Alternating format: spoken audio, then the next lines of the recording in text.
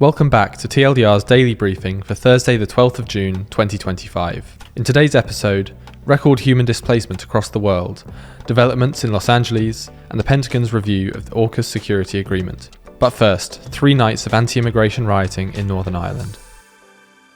Riots continued for a third night in Northern Ireland last night, as police and officials urge an end to what they've described as racially motivated violence. According to the Police Service of Northern Ireland, or PSNI, a total of 41 officers have been injured across the 3 nights of disorder, during which homes, businesses and vehicles have been attacked.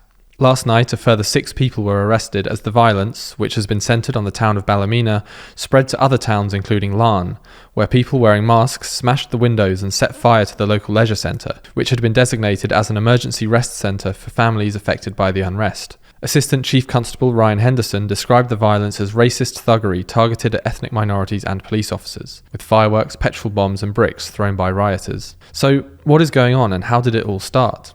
On Monday morning, 2 14-year-old boys appeared in court accused of a serious sexual assault on a teenage girl in Ballymena last week. They confirmed their names and ages in court through a Romanian interpreter and denied the charges. The case sparked outrage in Ballymena and was amplified on social media, and a peaceful march was held later on Monday, but things turned ugly later in the evening as, according to the Associated Press, a crowd of mostly young people set several houses on fire and pelted police with projectiles. Rioters reportedly targeted foreign or minority-owned homes and businesses, prompting some local residents to put up signs or flags signifying their ethnicity or nationality to avoid being targeted.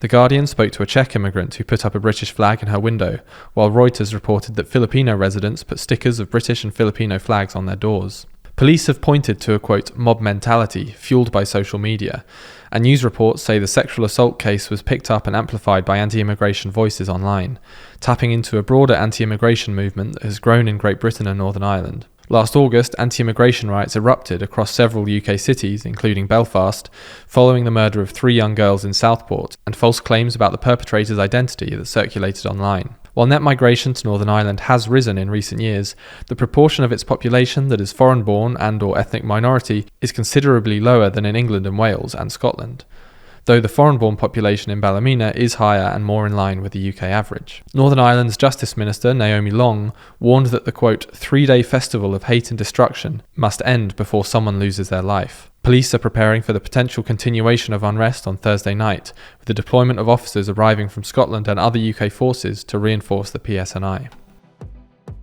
You're listening to TLDR's daily briefing. If you want more explainers on what's happening in the world, then you should check out TLDR's other channels. Today we released videos on the new wave of international condemnation of Israel and the UK's unemployment crisis. You can find those videos linked in the description or show notes for this episode, or by searching for TLDR on YouTube or Nebula. According to a new report released by the UN Refugee Agency, the number of people displaced by war and persecution around the world climbed above 122 million this year due to a failure to resolve multi-year conflicts such as those in Sudan, Ukraine and Gaza. The report highlights that by the end of April 2025, over 2 million more people had been displaced worldwide compared to the previous year. Notably, this surge occurred despite nearly the same number of Syrians returning home following the collapse of Bashar al-Assad's regime. This rise in displacement coincides with a decline in funding for humanitarian aid, which has fallen to levels not seen since 2015, when the global refugee population was approximately half of its current size. Historically, the United States has been the largest donor. However, recent cuts to foreign aid by the Trump administration have further jeopardized the lives of millions. The report did not specify which donors have reduced their contributions, but it noted that, besides the US, the UK and European countries have announced new budget plans to allocate less to foreign aid and more to defense.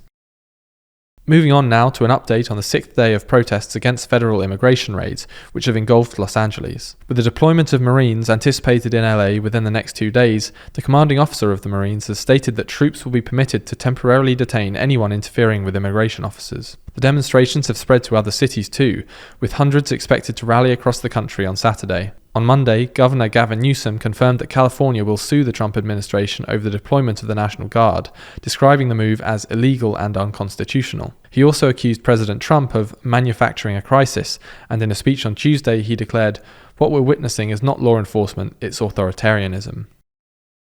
And finally, the Pentagon has launched a review of the AUKUS Defense Pact to make sure it is aligned with Trump's America First agenda, throwing the 2021 $240 billion Biden-era agreement with Britain and Australia into doubt. The agreement itself would see Australia acquire nuclear-powered attack submarines, with the US promising to sell up to 5 Virginia-class vessels from 2032. A new joint submarine class would follow in the early 2040s. The review follows Defence Secretary Pete Hegseth's demand last week that Australia increase military spending from 2% to 3.5% of GDP. The country's Prime Minister, Anthony Albanese, has pledged only 2.4%, insisting Australia will set its own defence priorities. However, Australia is relying on AUKUS to renew its entire submarine fleet, and the announced Pentagon review has now triggered Allied anxiety over the future of the trilateral alliance designed to counter China's military rise. That's all for today. We'll be back with you tomorrow, so make sure you're subscribed wherever you listen. In the meantime, you can check out the latest episode of our podcast, The World Leader Leaderboard, where we discuss which heads of governments are doing well and who's doing badly every week. You'll find the link in the podcast description. This was a TLDR News production, hosted by Rory Taylor. Written by Rory Taylor and Nadja Lovadinov, and produced by Scarlett Watchorn. Thanks for listening. We'll be back again tomorrow.